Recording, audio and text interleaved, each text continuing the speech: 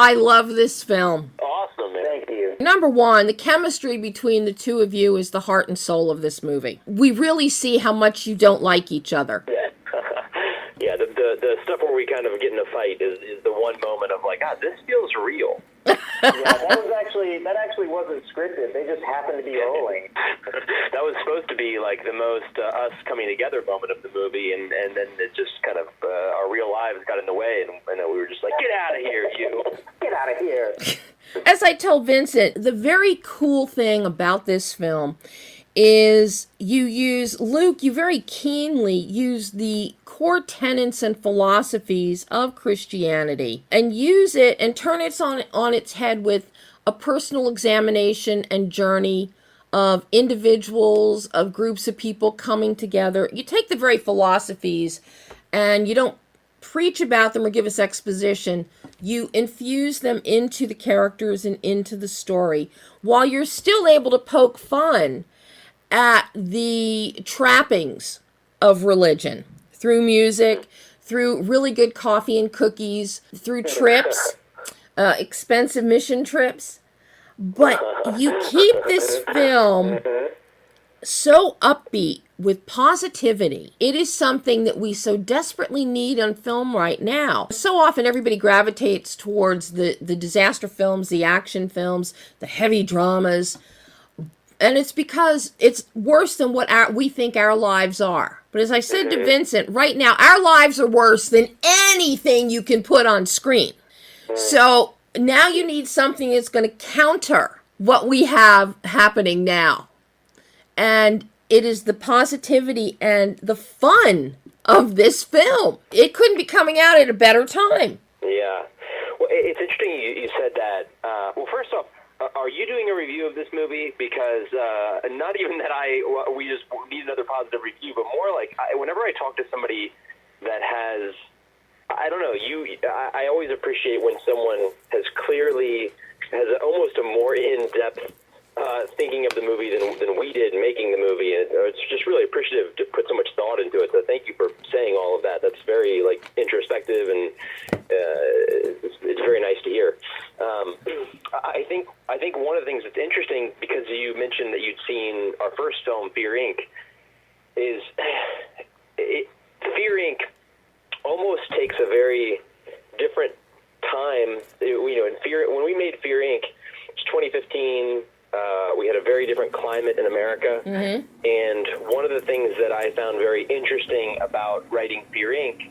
was that I find society's obsession with horror to be a very kind of Western idea, like this obsession with haunted houses and being scared. And I think a lot of that stems from this idea that we in real life are safe and very okay, and we seek out horror to almost get a thrill, knowing that at the end of the day, the lights are going to come back up, or we're going to leave the haunted house, or whatever it is.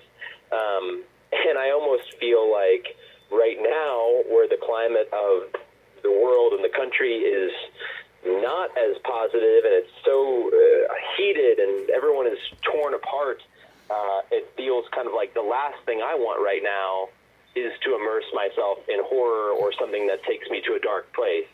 So it's very weird to experience these movies coming out at different times, where I think I'm very happy about this one coming out for the exact opposite I was with Fear Inc.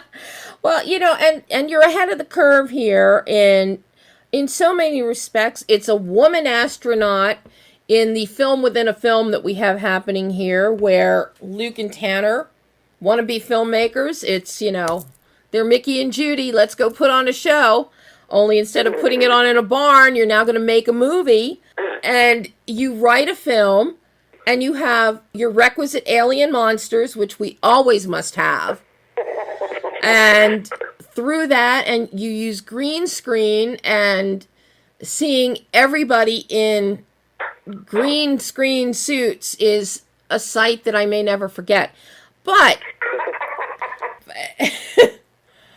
you celebrate movie making, you celebrate growth and positivity. You just give us the whole package here. Yeah, thanks. I mean, you're saying the kind of things about this film that you know, a lot of these things we would talk about. It's like, oh, the characters start like this. How can we create this story so that they end in a completely different place? You know, Luke's relationship with his father is completely mended by the end of the movie. Tanner sort of starts out as this, guy who won't ever settle down, but then by the end of the film, he's in love with Lisa. And so it's like the characters grow because of their journey. And those are the little things that you hope people pick up on. And it also makes the story, that much better. And so, I mean, I'm just so glad that those things are connecting with people. Well, the fact that you've got a female astronaut, we have a very big surprise that we're not going to mention in the third act at the end of the film that I think will take people, it will catch them off guard, but in a really good fashion. And I know you know which scene I'm talking about. Sure. Well, it's interesting. Luke, are you about to tell the story about how that scene could have gone one of two ways without giving it away? How do you do that? Yeah, go for it without spoiling it. Okay. So this scene that you're talking about, and this is, I don't know if this is like good to talk about. If you haven't seen the movie yet, go watch the movie and then come back to just this second. Now, I'm not going to spoil it in case you just want to keep going. But that very pivotal scene that you're talking about was designed to have a different person do that thing, and it was shot that way with a different person. And then through the course of things of making of the film, and we've talked about this in other podcasts, but without spoiling it, it's really hard. There was one day on set where Luke had this idea, and he says, "Hey, someone else is here today. Maybe we should just try it with them just in case." And we literally showed a version of the film. We showed versions of the film with different things going on in that scene, and as a result of audience reaction, we knew what the right thing to do was, which is what made the final cut. And that is just so... That's sort of a confusing way to tell that story, I guess. That was a great way to tell that story. And you didn't give anything away. Good. Whoo! That's right. Whoo! Luke, while you were writing, I'm curious here, because you have so many double entendres, you've got a lot of tongue-in-cheek stuff, such as the whole name for Pastor Mike's church. It's Elevate Church. Okay, it could either be Elevate Church or it could be to Elevate Church. You have so many fun things like that happening in here. The whole character of Nikki Steele and the way Jason Alexander plays it. How tricky was that, or how easy does that come to you, given your comedy skills, to write like that and build that in so that you're creating different perceptions and textures? Stuff, like Elevate Church is just an example of, I find in terms of these kind of more younger progressive churches, so many of them all fit into this very specific category of having one name: Reality, Mosaic, Oasis, you know what I mean? Radius. They're all kind of these one inspiring name churches. And a lot of that led to the rest of just writing the church and writing some of this. I am very familiar with that. I grew up, my dad was a pastor. When I moved to LA, I got involved heavily with one of those churches. I led drama at one of those churches. That was, 15 years ago. And so I was very immersed in specifically this one church in Los Angeles called Mosaic. And then I kind of, went on my journey, and maybe in a slightly different place now. But I definitely get that world very much, and wanted to write that as authentic as I could, while also being funny. It's funny with stuff like Nikki Steele. It's not church related. That's probably my favorite thing I've ever written in terms of just specifically. I'll never forget. I sent Vince a draft of just the first draft of just the Nikki Steele kind of biggest stuff, and it's just kind of 8-page PDF, and I'll never forget Vince calling me, and he was just like, "What? Where did you come up with this?" He was just like, "Where did this get pulled from?" And it was so weird because it's such a weird Nikki Steele. He's got so many weird moments that I think Jason just makes well. But like I wrote that all in like 1 hour long, it just kind of came out, and I'm so proud of it. And Jason obviously made it much better than just the page, but it was really fun to write some of those more outlandish things. So let me ask you, how close to Luke and Tanner are the real Luke and Tanner? I'm afraid. I'll give a quick my favorite story from when we premiered at Santa Barbara Film Festival before the pandemic. There was this festival programmer who had loved the movie. She kind of was the big. She's our cheerleader for the whole festival. Yeah, she was the cheerleader for the movie, and she was so excited about it. And we showed up at Santa Barbara, and we're just having drinks at the after parties and whatnot. And at one point, she comes walking over to us, and she's just like, "I'm watching you guys from across the room," and I'm like watching them just bobble their head and drink their drinks, and I'm just like, they're just Luke and they're the same guys from the movie. So it's like aspects of our personality are definitely in the movie, but it's they're very different characters in terms of where they're at in life and well, obviously the story. But I would say a lot of our real life personalities kind of shine through in the movie. Yeah, inspired by, maybe. I think loosely inspired by, or something like that. What is the magic of this working triumvirate here of the two of you and Vincent? Because it just, talking to the two of you, there is a definite magic, and we see that come together on screen. I'm curious what each of you think it is.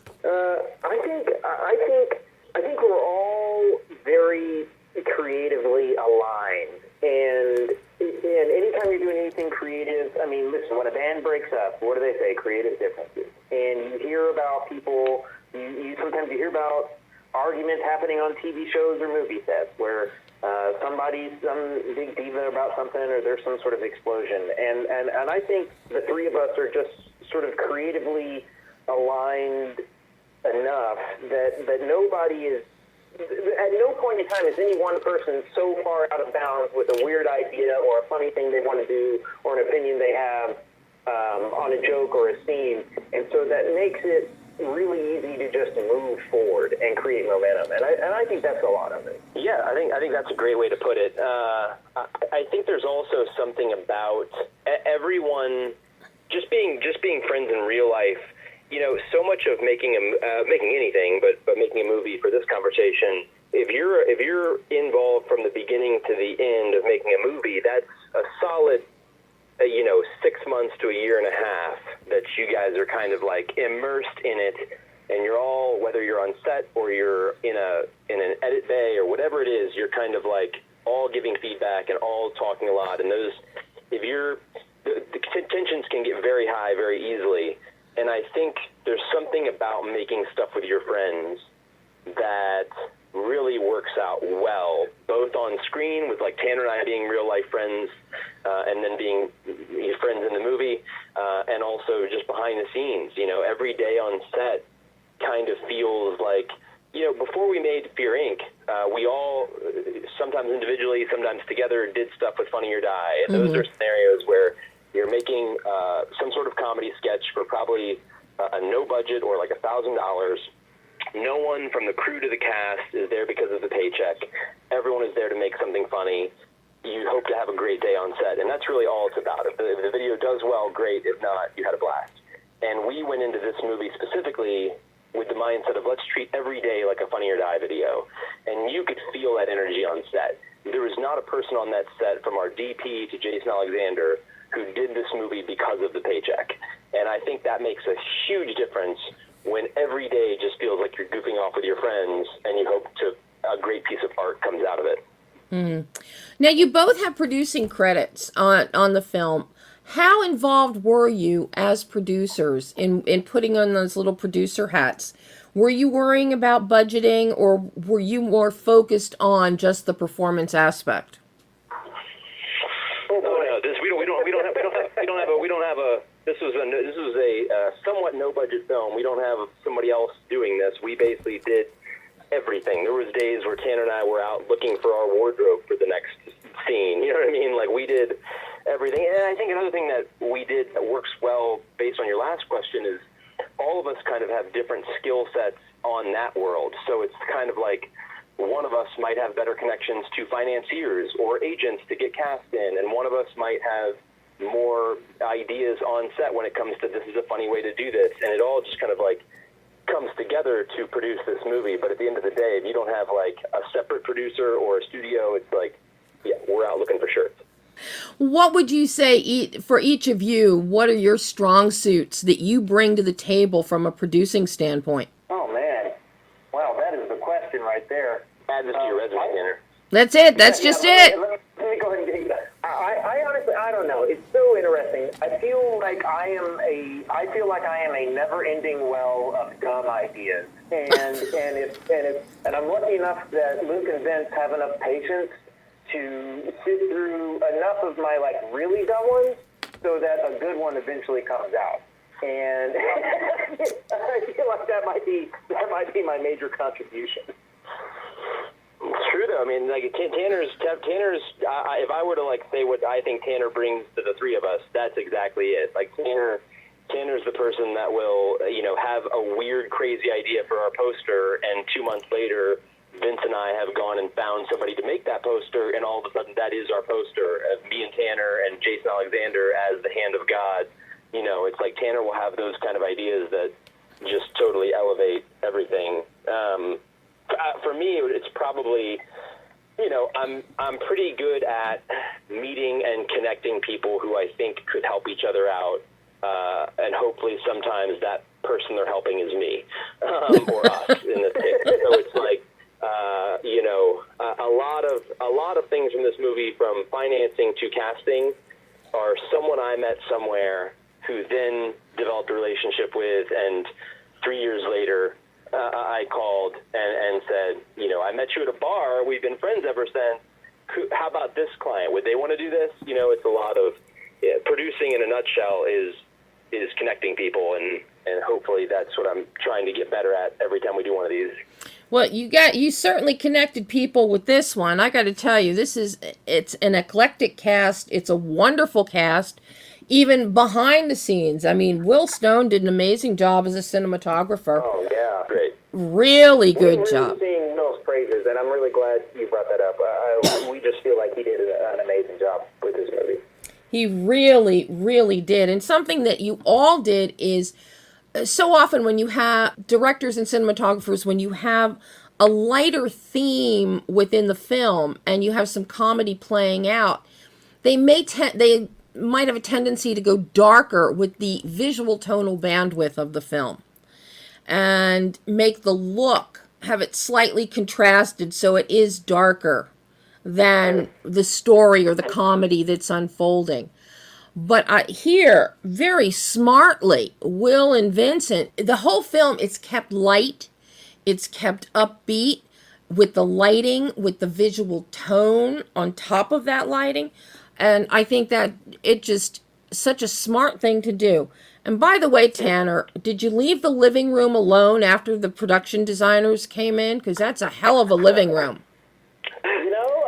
It's pretty close. I'm not going to lie to you. I did like the couch against that wall. There are definitely things when I go over to Tanner's house now that I am bummed they took away, just in terms of like, they had put up so much weird art and the Harry Potter brooms and all kinds of stuff. I'm like, they should have just kept it all. That's right. Yeah. It could have mysteriously disappeared. Our production designers were incredible. Like again, I don't want to spoil anything, but I'll just say this: throughout the movie, some people might not even notice it. Every time Tanner and I are kind of brainstorming in the movie, we're putting together a puzzle, and I won't reveal what that puzzle is because that's a nice moment in the third act. But I will never, to this day, forget the day our production designers brought us the custom puzzle that they had done, and it blew our minds. Like they did so much stuff like that some people won't even notice on a first watch because they're just hanging in the house somewhere. But like, all the movie posters when we're pitching to Christ Flicks, all the movie posters you see in the background were designed completely by our production design team. Yeah. Wow. Based on the script, just had the title of the movie. and then they all of a sudden took it and made these custom Christian movie posters. It's incredible. Oh my God. I'm curious, Luke, for you, because of the cast that you have, how precious are you with the words on the page? Do you get upset if somebody, especially Tanner, wants to deviate from the dialogue as scripted? The amount of times I tried to fire Tanner from this movie because he changed my lines. No, I'm not precious at all. I'm all for just making the best possible movie. We tweak story elements on set. We tweak dialogue on set to kind of work better or to fit the character's voice better. I'm all for all that stuff. It was interesting to see because like Tanner and I are obviously in it the most, and we do improv a lot. Like once we get what you need, we would have lots of fun. But it was very interesting for me just to see how different very established actors work. Like Lance and Jason are such traditionalists. Jason's obviously a Broadway actor, and Seinfeld is Larry David. You don't change words, and Lance he comes from The Wire, and so they didn't really ever change a word of dialogue, but they would give us something different every time. But then you'd have people like David Koechner, who comes very much from the world of improv, and he would give us what he needs, but then he would just let loose, and probably everything he said was better than what I wrote. So it's like, great, the movie's better because David Koechner is David Koechner. Yeah, because you get people in there like Danny Woodburn, Mindy Sterling, who is a comic genius. You got people just coming in, popping in, Margaret Cho. So I know that they have the chops to go off the rails. Sure. Everybody gave us the script so that we had the safety of the story that was written, but then a lot of those people would just bring so much more. So now at the end of the day, faith-based is about to be unleashed unto the world. What did each of you learn about yourselves as a filmmaker, actor, writer, filmmaker, with this film that you'll now take forward into your future projects? Oh my gosh, what did we learn about ourselves? Yeah, what did you learn about yourselves as filmmakers? I think for me, I don't have to act at everything we do. I like Fear Inc. I just wrote and produced, and it didn't put myself in there. But I will say this: making this project and how much fun we had and how well it's kind of been received has given me the confidence to basically say, do I hope that someone casts me in a TV show or another independent film? Like, sure, of course. But I don't care about that anymore. Like, the next thing we've written, we're going to go shoot, and Tanner and I are both going to be in it, and we're going to cast somebody great as a talking robot. And it's like, now I've got kind of that confidence of like, we'll just keep doing this, and I'm fully content and excited for that. And everything else is kind of gravy, whereas before I think I would be auditioning for 3 lines on CSI Miami, like stressed out if I'm going to get the role. And I would say I would back up everything Luke said 100%, and then I would also say, and really for anyone who's listening, is like there's the idea of making something that you think a lot of people are going to like, and then there's the idea of like there's that thing that you like a lot that you don't know if other people are going to like it as much or are going to respond to it the way that you respond to it, because it's very personal and very specific to you. And so I learned that thing that is personal and specific is the thing that you need to pursue. It's too easy to try to make something that everybody's going to like, and then it turns out it's just like everything else. But the reason that faith-based is working is I know that Vince, this was specific for him, and Luke, this is specific for him, and the same thing for me. And I think that's the reason that it's getting the reaction that it's getting. And so I would just say that to anybody who's listening. If you're listening to this and you're like, I've got this idea for this thing, but I don't know if anybody's going to like it. Oh, man, please, that's the thing you need to make.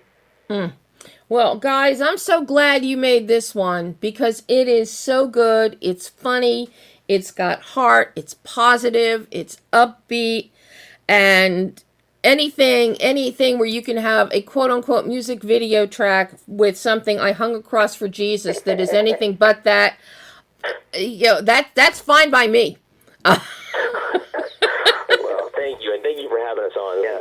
Oh, guys, this has been fabulous, and I can't wait to see what you do next so I can talk to you again. Oh, man. Thank you so much, Debbie. Thanks, guys.